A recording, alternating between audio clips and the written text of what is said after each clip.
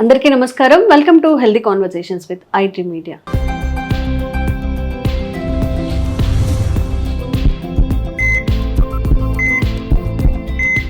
నేను మీ ఝాన్సీ. సో ఈరోజు మనం డాక్టర్ రంగనాథం గారితో ఉన్నాము, ప్రముఖ న్యూరో సర్జన్. మరి పునర్విక గురించి రెండు తెలుగు రాష్ట్రాల ప్రజలు ఎంతో కొంత తనకి సాయం చేశారు, తన సమస్య తెలుసుకున్నారు. కానీ పునర్వికకి అసలు అంత కోట్ల విలువ చేసే ఇంజెక్షన్ అనేది ఎందుకు అవసరమైంది? అసలు తనకి ఏంటి 1 year లోపు ఉన్న బేబీకి అంత పెద్ద కష్టం ఎందుకు వచ్చింది? ఆ వ్యాధి లక్షణాలు ఎలా ఉంటాయి? ఈ విషయం గురించి మాట్లాడదాము. నమస్తే సార్. నమస్తే సార్. హెల్ప్ చేశారు అందరూ. గవర్నమెంట్కి ఎంత పాసిబిలిటీ అయితే గవర్నమెంట్ కూడా ఇచ్చింది వాళ్ళకి. సంహౌ పునర్విక వరకు అయితే తను బయటపడిందని చెప్పుకోవచ్చు ఈ ఇష్యూ నుంచి. అంటే ఫైనాన్షియల్ సపోర్ట్ అయితే దొరికింది. కానీ ఒక చిన్న పసిపాపకి తలకు మించిన అన్ని కోట్ల వైద్యం చేయించాలంటే ప్రతి ఒక్కరికి అది సాధ్యమయ్యే పని కాదు. అండ్ అసలు ఆ వ్యాధి అనేది ఎందుకు వస్తుంది? జెనెటికల్గా వచ్చిందా లేకపోతే తనకి ఏంటి? అండ్ అందరికీ వచ్చిన సందేహం ఏంటంటే అన్ని కోట్ల విలువ చేసేదంటే ఇంకా అమ్మాయికి అసలు ఎంత పెద్ద వ్యాధి వచ్చిందో అని చెప్పి. అసలు ఈ వ్యాధి ఏంటి, ఆమెకి రావడానికి గల కారణం ఏంటి? వాళ్ళ తల్లిదండ్రుల పొరపాటు ఏమైనా ఉందా, లేకపోతే జీన్స్ అంటూ ఉంటారు వాళ్ళ పాత, ఇది అంతా కూడా వాళ్ళందరికీ డౌట్స్ క్లారిఫై చేసే ప్రయత్నం చేద్దాం సార్ ఈరోజు. ఇది మొట్టమొదటిగా ఏమిటంటే అందరం కూడా కోరుకునేది ఈ చిన్నారి పునర్వికకి ఆరోగ్యం బాగా కుదుటపడాలి. అందరూ ఎంతో అధికంగా సహాయం చేస్తున్నారు, ప్రభుత్వం కానీ వ్యక్తులు కానీ స్వచ్ఛంద సంస్థలు కానీ అన్నీ చేస్తున్నారు. ఖర్చు అన్నది చాలా ఖర్చు, 16 కోట్లు. 16 కోట్లు. దానికి కారణాలు కూడా లేకపోతే ఇదేదో కంపెనీ ఊరికి పెంచేసిందని కాదు. ఒకటి, ఈ మందు మన దేశంలో తయారీ లేదు ఇంకా, వేరే కంట్రీ నుంచి తెప్పించాలి. ఇది స్విట్జర్లాండ్లో బ్యాసెల్ అని ఒక ప్రాంతం ఉంది. అక్కడ నోవార్టిస్ అనే సంస్థ ఉంది, ఒక ఔషధ సంస్థ. వారు తయారు చేస్తారు. ఇది ఎన్నాళ్ళు లేదు, వాడకంలోకి రాలేదండి, మార్కెట్లోనికి. 2019లో మొట్టమొదటిసారి అమెరికాకు సంబంధించిన FDA అంటారు, ఫుడ్ అండ్ డ్రగ్ అడ్మినిస్ట్రేషన్, వారు అనుమతించారు. ఐరోపా ఖండంలో అంటే యూరోప్లో 2020కి వచ్చింది. అంటే ఇప్పటికీ 5 సంవత్సరాలే. మనం ఇంక 26లో మొదటి ప్రాంతంలో ఉన్నాం కదా, 5 సంవత్సరాలే. కానీ ఈ మందు తాలూకా ముఖ్యత ఎందుకు అంటే ఇప్పటి వరకు దగ్గర 4,000 మందికి ప్రపంచం అంతటా చూసుకుంటే ఈ మందు ఇవ్వడం జరిగింది. మందు తాలూకా ముఖ్యత ఖర్చు ఒకటి అన్నట్టయితే, ఈ మందు ఇచ్చిన తర్వాత 2 సంవత్సరాల లోపల కానీ ఈ మందు కానీ ఇవ్వగలిగితే, లేకపోతే వారికి పూర్తిగా లక్షణాలు రాకుండా కానీ ఇవ్వగలిగితే అసలు చాలా చాలా మంచి ఫలితాలు ఉంటాయి, అసలు 100% బాగుంటుంది అని. అంటే ఏజ్ పెరిగే కొద్దీ మందు తీవ్రత కూడా పనిచేయదు వాళ్ళకి, ఎందుకంటే అప్పటికే లక్షణాలు ప్రస్ఫుటంగా అయిపోతాయి. ఇవి క్లుప్తంగా ఉండేటువంటి సమాచారం. ఆఖరణ ఒకసారి ఏదో 16 కోట్లు కూడబెట్టి వాళ్ళు ఏదో ప్రయత్నం చేసి ఇంజెక్షన్ ఇస్తే ఈ జీవితాంతం దాని ఇబ్బంది రాదని కూడా ఒక ప్రశ్న వస్తుంది. ఇది కూడా అందరూ గమనించాలి. ఎవరిని మనం డిప్రెస్ చేసేటువంటి భయపెట్టేటువంటి ప్రయత్నం కాకపోయినా వాళ్ళ దీని గురించి ప్రపంచం అంతటా ఉన్న సమాచారం బట్టి మనం మాట్లాడుకుంటాం. దగ్గర 8 నుంచి 9.5 సంవత్సరాలు అంటే హాయిగా ఉంటారట. తర్వాత మరి ఎలాంటి ప్రాబ్లమ్స్ వస్తాయని చూడాలి. దీని మీద ఇంతకీ ఎప్పుడు కూడా ఏంటంటే వైద్య రంగానికి, వైద్య నిపుణులకి ఈ మందు మీద పూర్తి సమాచారం, పూర్తి నాలెడ్జ్ ఇంకా రావాల్సి ఉంది. ఇది ఒక కొత్తగా ప్రవేశించిన మందు. ఇప్పుడు మీరు ముందు చెప్పారు కదా సార్, 4,000 మందికి ప్రపంచవ్యాప్తంగా ఇచ్చారని చెప్పి. వాళ్ళకు కూడా అదే ఇప్పుడు ఉన్న లక్షణాలు కొంచెం మంచిగా బాగా అయ్యాయి, కొంతమంది బాగా అయ్యారు. 4 సంవత్సరాలు అంటే 4,000 మంది అంటే దగ్గర 5 సంవత్సరాలు ఇచ్చిన వాళ్ళే కదండి. అయితే మనకు తెలియాల్సింది ఏమిటి, ఈ లక్షణాలు రాకముందు ఎవరికి ఎంతమందికి ఇచ్చారు, లక్షణాలు వచ్చిన తర్వాత ఎంతమందికి ఇచ్చారు, 2 సంవత్సరాల లోపల ఎంతమంది అదృష్టవంతులు, ఇలాంటివి. ఎందుకంటే ఈ వ్యాధిని SMA అంటారు, అంటే స్పైనో మస్కులర్ అట్రఫీ. అంటే స్పైన్ అంటే స్పైన్ వెన్నుపూస, మస్కుల్ ధాన్యం నుంచి వచ్చే కండరాలు తాలూకా నెమ్మదిగా పలచగా అయిపోవడం, ఎట్రఫీ అంటే కుంచుకుపోవడం, సన్నగా పుట్టినప్పటి నుంచి కూడా ఇంకా పుట్టడంతో వీక్ అయిపోతుంటారు. దానికి ఎందువల్ల వస్తుందనేది ఓ రకమైన జన్యుపరమైన వ్యాధి, తల్లిదండ్రుల ద్వారా సంక్రమిస్తుంది. ఇప్పుడు ఎవరైతే తప్పు పట్టడం కానీ కాదు ఇది, కానీ వచ్చిన వ్యాధి అయితే మాత్రం ఆటోసోమల్ రెసిసివ్ అంటారు. తల్లిదండ్రులు ఇద్దరి నుంచి వచ్చారు. దీనికి కారణం కానీ చూసుకున్నట్టయితే సర్వైవల్ మోటార్ న్యూరాన్ అని ఒక ప్రోటీన్ ఉంది, ఎస్ఎంఎన్ ప్రోటీన్, SMN1 అంటారు. ఇది ఇప్పుడు నరం ఉంటుంది, నరం నుంచి నరం సప్లై ఎక్కడ ఒక కరెంట్ తీగలాగా కండరానికి వస్తుంది. దీనిని కలిపి మోటార్ న్యూరాన్ జంక్షన్ అంటారు. అంటే మోటార్ అంటే ఏది, జంక్షన్. ఇది పనిచేస్తూ ఉండాలి, పని తెలియకుండా జరుగుతూ ఉంటుంది. ఈ ప్రోటీన్ లోపం వల్ల ఏదైతే ఉందో ఈ కండరాలు పనిచేయకుండా అయిపోతాయి. బేసికల్లీ ఇది ఒక ముఖ్యమైన కండరాల వ్యాధి. నరాల నుంచి కూడా దానివల్ల ఇబ్బంది ఉంది అని. ఇది మన దేశంలో చూసుకుంటే ఇప్పుడు చెప్తున్న పరిశోధన ప్రకారం దగ్గర 3% మందిలో ఉందట. అంటే భారతదేశంలో ఉన్న 140 కోట్ల మందిలో దగ్గర 34,000 మంది ఉన్నారు.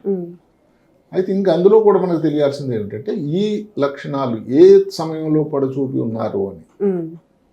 ఈ జోల్స్ జెన్స్మా కూడా వాళ్ళు ఏం చెప్తున్నారంటే బెస్ట్ రిజల్ట్స్ ఎప్పుడండి, ఎప్పుడు రిజల్ట్స్ అంటే లక్షణాలు పూర్తిగా రాకముందు.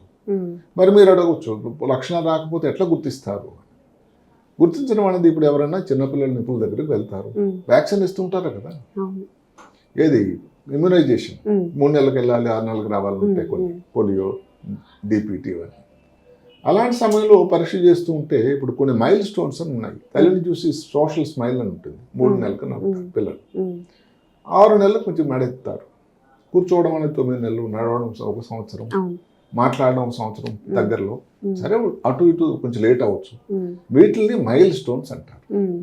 ఏదైనా కారణం వల్ల కానీ ఈ మైల్ స్టోన్ లేట్ అయింది అనుకోండి, ఏమిటి ముఖ్యమైన మైల్ స్టోన్? మెడ ఎత్తటం, కూర్చోలేకపోవడం, కాలు ఆడించలేకపోవడం. అసలు మామూలుగా చిన్నపిల్లలు డాక్టర్ గారు చేతిలో పెట్టుకొని చూస్తే కాలు అలా వదిలేయటం, చేతులు వదిలేయటం, అసలు ఏమాత్రం కూడా కాళ్ళలో పట్టు లేదు.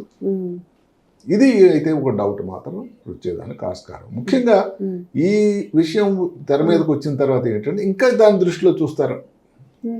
అందువల్ల దానివల్ల మంచి ఏం జరుగుతుందంటే అవగాహన రావడం వల్ల తొందరగానే కానీ దానికి టెస్టులు చేసి ఇదే వ్యాధిని నిర్ధారణ చేస్తే మరి కొంతమంది అయినా దాని మందులు కానీ ఎక్కడో ప్రయత్నించి చేయగలిగితే మరి వాళ్ళకి మంచి జరగడానికి ఆస్కారం ఉంది. అంటే పునర్విక కేసులో తను మెడ వాళ్ళు చేయడం అంటే మెడ ఒకటే కాదు, 9 నెలల ప్రాయం తను కూర్చోలేరు. నడుము మెడ ఒకటి పడేయటమే కాదు, కాళ్ళు సరిగ్గా పట్టుకోవడం లూజ్ అయిపోయింది. అదే కాకుండా వీళ్ళ కండరాలు పనిచేయకపోవడం వల్ల జరుగుతుంది. నేను గాలి తీసుకోవడానికి కూడా కొంతమందికి ఇబ్బంది వచ్చే అవకాశం ఉంది. వెంటిలేటర్లు అటు అవసరం పడవచ్చు. మింగడానికి కూడా కష్టం, ఫీడింగ్ కూడా వాళ్ళకి కష్టం. అవసరం దానికోసం ట్యూబ్ కూడా ముక్కు నుంచి వేసి ఫీడింగ్ ట్యూబ్ కూడా చేయాలి. ఇవి దాని తాలూకు ఇబ్బందులు. ఇప్పుడు ఇంతకుముందు కూడా ఇలాంటి వ్యాధి అనేది ఉంది, దాన్ని స్పైనల్ మస్కులర్ డిస్ట్రఫీ అని. అసలు కొంతమంది పెద్ద వయసులో ఉండి 30 సంవత్సరాలు వాళ్ళు ఇంకా ఈ జీవితంతో మేము వేగలేము, ఇంకా మేము మా జీవితాన్ని చాలించాలనుకుంటున్నాం అని సుప్రీంకోర్టు వారిని ఆశ్రయించిన సన్నివేశాలు కూడా ఉన్నాయి.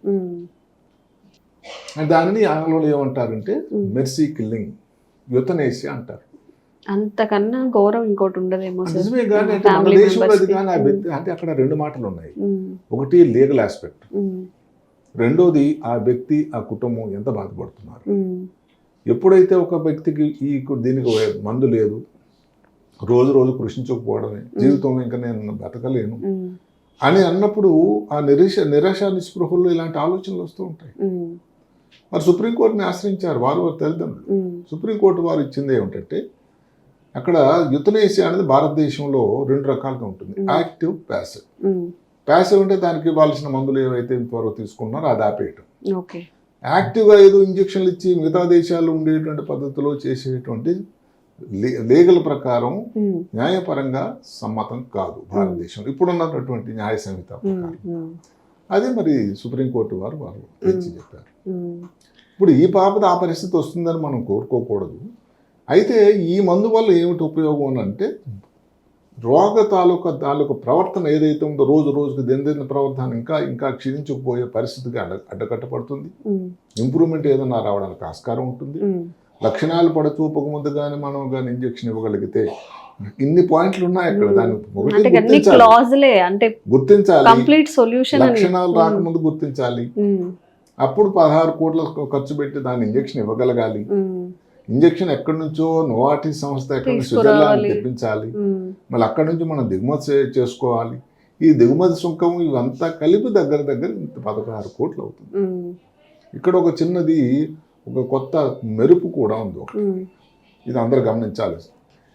ఈ నోవార్టిస్ సంస్థ వాళ్ళే కొంత హ్యుమానిటీ ప్రకారం ఒక చిన్న సహాయం కూడా మొదలుపెట్టారు. గ్లోబల్ యాక్సెస్ ప్రోగ్రామ్ అని, అంటే ఒక లాటరీ సిస్టమ్ పెట్టారటండి. అంటే ఇప్పుడు ప్రపంచంలో దీనికి అప్లై చేసి, అయ్యా మా పాపకి ప్రాబ్లం ఉందని వాళ్ళు ఎవరన్నా అప్లై చేస్తే వాళ్ళందరికీ కలిపి ఒక లాటరీ వేస్తారు. ఆ లాటరీలో ఎవరైతే కష్టం రావడం అదృష్టం కాదు, ఎవరికైతే ఆర్థిక దృష్ట్యా ఇబ్బంది ఉన్న వాళ్ళకి ఏంటంటే ఈ లాటరీలో కానీ వారి పేరు వచ్చింది అనుకోండి, వాళ్ళు ఫ్రీగా సప్లై చేస్తున్నారు. గమనించండి అందరూ. ఈ సమాచారం పునర్విక వాళ్ళ తల్లిదండ్రులు కూడా చేరినట్టయితే ఈ ప్రోగ్రాం ద్వారా ఇది కూడా చాలా సంతోషం. అయితే ఉన్నదల్లా ఏమిటంటే ఆ లాటరీలో ఎవరు వస్తారో తెలియదు. కానీ మనం వింటూ ఉంటాం, ఎక్కడికి వెళ్ళారు, దబుదబులో పనిచేశాడు, దుబాయ్లో ఉన్నాడు, లాటరీ టికెట్ ఎప్పుడో ఉన్నాడు, మర్చిపోయాడు, మరి 5 కోట్లు వచ్చింది అలాంటి సంతోషమే కదా. అలాంటి లాటరీ మరి ఈ బేబీకి అంతగానే, జీవితానికి అంతగానే లాటరీ ఏముంది అంటే ఒక చిన్నదన్నా ఒక మెరుపు ఉంది.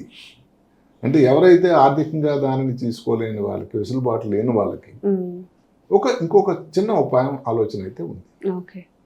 నాకు ఇంకెవరు అంటే, నిన్న మనం కోవిడ్ వ్యాక్సిన్ మనం చేసాము. భారతదేశం పర్టికులర్గా ఫార్మసీకి mother of pharmacy in the world. అప్పట్లో చాలా, ఇప్పుడు కూడా మందులన్నీ కూడా సప్లై చేసేది. అన్ని రా డ్రగ్స్ ఏవైతే ఉన్నాయో ప్రపంచంలో మిగతా దేశాలకి సప్లై చేసేటువంటి ఒక సమత్వం 20% మన దేశం నుంచి. అలాంటప్పుడు ఇది మనం ఎందుకు తయారు చేయలేము అంటే, దానికి చెయ్యలేము అని కాదు, దానికి ఎలా ఆలోచన ఉంటుందంటే ఎంతమందికి ఇది అవసరం. కోవిడ్ వ్యాక్సిన్ ఇది ఒకటి కాదు కదండి. కోవిడ్లో కోట్లాది మంది మరణించేటువంటి సన్నివేశంలో అదొక సంజీవనిలాగా వచ్చింది. అంటే ఇక్కడ రేరు వ్యాధుల కోసం తక్కువ మంది ఉండడం వల్ల దాని నివారణ ఏదో పెడచెవిని పెట్టడం కాకపోయినా, డెఫినెట్గా ప్రభుత్వం వారు ఇలాంటి రేర్ కేసుల కోసం ఆర్థికంగా కానీ దాన్ని సహాయం చేసేదానికి, లేకపోతే దిగుమతి సుంకం తగ్గించి ఖర్చు కూడా తగ్గించేయడం ప్రయత్నం కానీ, నోవార్టిస్ సంస్థ వారికి ఒక విన్నపం పత్రం రూపంలో సమర్పించి ఈ వ్యక్తిగా ఈ యాక్టివ్గా ఉన్న డిసీజ్ స్టేజ్లో ఈ మందు ఇప్పించడానికి కూడా ప్రయత్నం చేస్తే దానివల్ల పిల్లలకు కూడా ఉపయోగంగా ఉంటుంది. తర్వాత ఇంకా కొంతమంది తల్లిదండ్రులు ఏమిటంటే, ఒకవేళ కానీ ఇలాంటి ఇబ్బంది ఉండేటువంటి పిల్లలు ఉండకూడదని మనం కోరుకుందాం. వాళ్ళకి కానీ ఉండేటట్టయితే ఏమవుతుందంటే ఒక ఆలోచన వస్తుంది, 100% ఇంకా జీవితంలో రాదా. ఈ వ్యాక్సిన్ ఏదైతే తీసుకున్నారో ఇంత కష్టపడి, మీరు అన్నారు ఖర్చుతో 8-9 years తర్వాత అప్పటి వరకు బాగుంటుంది. ఇక్కడ కూడా 2 మాటలు ఏంటంటే, మామూలుగా నోవార్టిస్ సంస్థ వారి నుంచి వచ్చిన నోటు ఏదైతే ఉంటుందో వారు చెప్పడం ఏంటంటే ఇది క్యూర్ కాదు, ఇది డిజీజ్ మాడిఫైయింగ్, అంటే డిసీజ్ తాలూకా స్థితిగతుల్ని మార్చేటువంటి ఇంకా ప్రపంచంలో మరి ఎక్కడా లేదా సార్? ఓన్లీ అక్కడ తప్ప ఎక్కడా లేదా వ్యాక్సిన్? అంటే అసలు ఎంతవరకు అంటే ప్రపంచంలో కాస్ట్లెస్ట్ మందులు కొన్ని ఉన్నాయి. ఆ మందులో ఆ కోవలో ఉంది జోల్జెన్స్మా. ఇంకా ఈ వ్యాధికి 2 మందులు ఉన్నాయండి, రిస్విప్లామ్ అని, స్పిన్నార్జాన్ అని. అవి దీనంత ఉపయోగకరం ఉంది, శక్తి లేదు. అది కూడా ఏమిటంటే ఏదో అలా మందులు వాడుతూ. మళ్ళీ ఇంకొకటి ఏమిటి, ఇది ఒకే ఒక ఇంజెక్షన్, అవి జీవితాంతం వాడాల్సిన మందులు. సరే, వాడే ముందు చాలా మంది అడుగుతున్న ప్రశ్న ఏంటంటే, ఎక్కడ ఇవ్వగలం, ఏ హాస్పిటల్లో సౌకర్యాలు ఉండే దగ్గర, ఎక్కడన్నా చిన్నపిల్లల నిపుణులు పిడియాట్రిషియన్స్ అంటామో అక్కడ ఉండి కొంచెం మంచి సౌకర్యం ఉంటే ఏ హాస్పిటల్లో ఇవ్వచ్చు నా ప్రకారం. దానికి ఇంకా కొన్ని అనుమానాలు ఏమిటి, ఇది స్టెరాయిడ్ ముందు అనుమానం కాదు, ఇది నిజం. దీనివల్ల కొన్ని సైడ్ ఎఫెక్ట్స్ వచ్చేదానికి ఆస్కారం ఉంది. ముఖ్యమైన అవయవాలు ప్లేట్లెట్స్ తాలూకా కణాల సంఖ్య తగ్గొచ్చు, లివర్ మీద దాని ప్రభావం రాదు. చిన్న పాప అంత డోసెస్ ఆఫ్ వ్యాక్సిన్ అనొచ్చా? దాన్ని మరి టాలరేట్ చేయగలగాలి. ఆ ఏజ్ కి అదే ఫిక్స్, ఒక డోస్, ఒకే ఒక డోస్. అంటే అది ఒక జన్యు మార్పిడి వ్యాధి లాంటి ప్రక్రియ, ఎందుకంటే జన్యువు ద్వారా వచ్చింది. ఏమిటా జీను? SMN1 gene. ఆ జీన్ మార్చేటువంటి, జీన్ మార్పిడి మనం వింటూ ఉంటాం చూడండి సినిమాల్లో, అలాంటిది. అంటే నిజానికి ఆ జీను మార్పిడి తాలూకా ప్రక్రియనే ఇంజెక్షన్ తీసుకుంటుంది చేతిలోకి. సో అందువల్ల ఏమిటంటే దానికి అంత చాలా మంచి ఉపయోగం ఉంది. లేకపోతే ఎంతమంది మాత్రం ప్రశ్నించారండి 16 కోట్లు ఒక ఇంజెక్షన్ కోసం. ఈ మిగతా మందులు ఏదైతే జీవితాంతం వాడుతూ ఉంటారు. ఇప్పుడు ఇంత వాడి కూడా ఎంతమంది ఇంప్రూవ్ అవుతారు అనేది దానికి సమాచారం ఇంకొక కొన్ని 5 సంవత్సరాలు అయిన తర్వాత కొన్ని 100,000 మంది 4,000 ప్రపంచం అంటారంటే తక్కువేనండి సంఖ్య. చాలా రేర్ డిసీజ్, చాలా తక్కువ కదా. ఎందుకు ఎంతమందికి వైద్యం అంటే 4,000 అంటే తక్కువే కదా. అందువల్ల ఏమిటంటే ఒక 10,000 20,000 మందికి ఇలాగా ఈ వైద్యం ఇదే మందు వాడి దానిలో ఎంతమందికి 70% బాగా అయ్యారు, జీవితాంతం బాగున్నారు, 20-30 సంవత్సరాల వయసు వచ్చినంత వరకు ఆరోగ్యంగా ఉన్నారు అంటే కొంతలో కొంత ఆలోచన వేరే ఉంటుంది. కాబట్టి ఇవన్నీ ఇంకా మన ఎదురుగా రావాల్సి ఉంటుంది. ఇప్పుడిప్పుడే దాని కన్క్లూషన్స్కి వెళ్ళిపోవడం కానీ లేదా లాభం లేదని కాదు, కానీ డెఫినెట్ గా ఈ మందు అన్నది చాలా ఖర్చుతో కూడుకున్న మందుల వాటిలో జాబితాలో ఉంది. ఇప్పుడు ఎస్టిమేట్ చేసి కూడా చెప్పలేమా సార్? ఇప్పుడు ఈ ఏజ్ కి 9 years వరకు ఉంటారు, తర్వాత మందులతో నడిపించవచ్చు. అప్పుడైనా అంటే 4,000 మందిలో మనకి ఇంకా కావాల్సింది ఇందాక ముందు నేను చెప్పినట్టుగానే ఇది ఎవరు ఎంతమంది ఏ ఏజ్ లో ఉన్నారు, ఏ స్టేజ్ లో మందు ఇవ్వడం జరిగింది, అప్పటికి వాళ్ళ లక్షణాలు తాలూకు సముదాయం ఎలా ఉంది, ఇవన్నీ విశ్లేషణ కావాల్సి ఉంటుంది. అది వస్తుంది కొన్నాళ్ళు. ప్రస్తుతానికి ఆ సమాచారం మనకు లేదు కాబట్టి మనం ఊరికే తప్పుడు సమాచారం అందజేయడం కానీ, మనం ఇంకా ప్రాథమిక దశలో ఉన్నాం. అంటే దాని గురించి ఇన్ఫర్మేషన్ 5 సంవత్సరాలే. ప్రపంచం ఇంత జనాభా ప్రపంచంలో 4,000 మందికి మందు దొరికిందనంటే ఎంత కది. అది కాకుండా ఈ మందు 50 దేశాల్లో ఆల్రెడీ లభ్యంగా ఉంది. అంటే దొరికేది మాతృ సంస్థ అయితే నోవార్టిస్ అయినా కూడా మిగతా దేశాల్లో కూడా వాడిన సన్నివేశాలు ఉన్నాయి. అంటే 50 దేశాల్లో వాడకంలో ఉన్నటువంటి మందుకి 4,000 మందికి మంది ఇప్పటివరకు. అందువల్ల దానికి ఇంకా విశ్లేషణ చేయడం అనేది చాలా సమయం పడుతుంది. ఇంకో కొన్ని పేషెంట్లకి దాన్ని వాడిన తర్వాత దాని ఉపయోగం చూసుకోవాలి. తర్వాత ఈ పునర్విక గురించి ఏమిటంటే ఒక మీడియా ద్వారా ఆ పాపకి ఉన్న ఇబ్బందిని గుర్తించారు. ఎక్కడో చిన్న టౌన్ కర్నూలు పట్టణంలో చిన్న ఏదో ప్రాంతం చేసుకున్న వాళ్ళ నాన్నగారు అది మీడియా దృష్టిలో పట్టడం, మీడియా ద్వారా దీన్ని తెరపైకి తీసుకురావడం. ఇలాంటి పిల్లలు లేరా అంటే దానికి ప్రశ్న కూడా ఆన్సర్ మన దగ్గర లేదు. ఎందుకంటే దాని జాబితా రెడీ అయినంత వరకు ఏదైతే ఉందో ఇది లేరు అని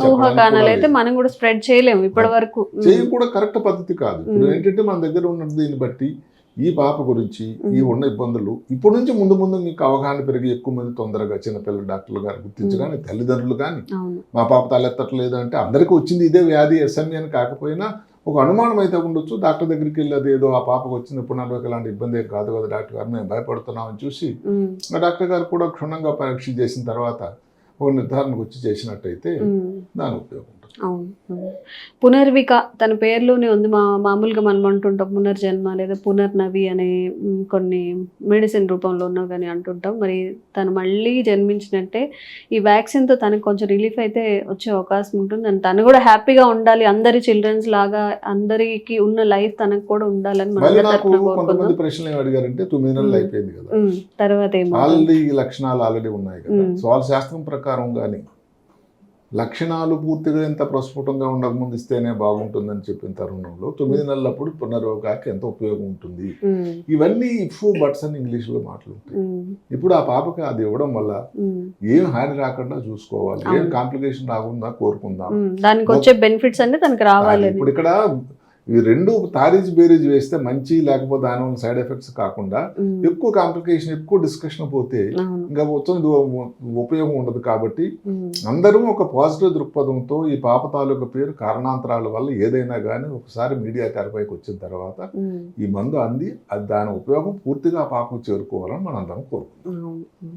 మా అందరి తరఫున కూడా మీడియా ఒక విధంగా తనకి చాలా మంచి చేసినట్టే ఈ కేసులో. సో తను మళ్ళీ మంచిగా అవ్వాలి, తనకి నార్మల్ లైఫ్ అంటే పిల్లలతో కంపేర్ చేస్తే తన ఏజ్తో ఎలా ఉంటుందో ఎన్నో సందర్భాలు అలా ఉండాలని కోరుకుందాం. సోషల్ మీడియా తాలూకు ఉపయోగం కూడా కొంచెం గొప్ప దాని ఇబ్బందులు దేనికైనా కానీ నాణానికి 2 వైపులు ఉండేటట్టుగా లేదని చెప్పలేము. కానీ ఇలాంటి విషయాలు తప్పకుండా సోషల్ మీడియా చాలా చాలా ఉపయోగం అయింది. ఎక్కడ కర్నూలు ఎంతమందికి హైదరాబాద్ నగరంలో ఇన్నిసార్లు ఇంతమంది దాని గురించి ఆ పాప గురించి డిస్కస్ చేస్తున్నారంటే అదంతా కూడా ఆ ఒక్క మేజర్ ఇష్యూ, అది social media Mahima. Thank you so much sir. నమస్తే. Sir, one life lesson what medicine has taught you. whatever you can do without expecting. But I really believe మన పాజిటివ్ యాటిట్యూడ్ ఉంటేనే మనం ఏదైనా సాధించగలం. గట్ని మనం correct గా deal చేసినట్లయితే అది మనకి పాజిటివ్ హార్మోన్స్ ని రిలీజ్ చేస్తుంది. షుగర్ వచ్చిన వాళ్ళ పరిస్థితి ఏంటి? పొట్ట దగ్గర పెరిగితే దాన్ని ఆండ్రాయిడ్ అంటారు, ఆండ్రాయిడ్ ఫోన్ కదా. అసలు థాట్స్ ఎందుకు వస్తాయి? బ్రెయిన్ డెడ్ అంటే దానికి ప్రపంచం అంతా కూడా కొన్ని నిర్దిష్టమైనటువంటి లక్షణాలు ఉన్నాయి. మానసికంగా ధైర్యంగా ఉంటే క్యాన్సర్ జయించవచ్చు. You are a doctor for a cause, sir. అంతే. వాళ్ళకి వచ్చిన ఆదాయం కాకుండా ఫ్రీ సర్వీస్ ఎంతమందికో చేస్తారు.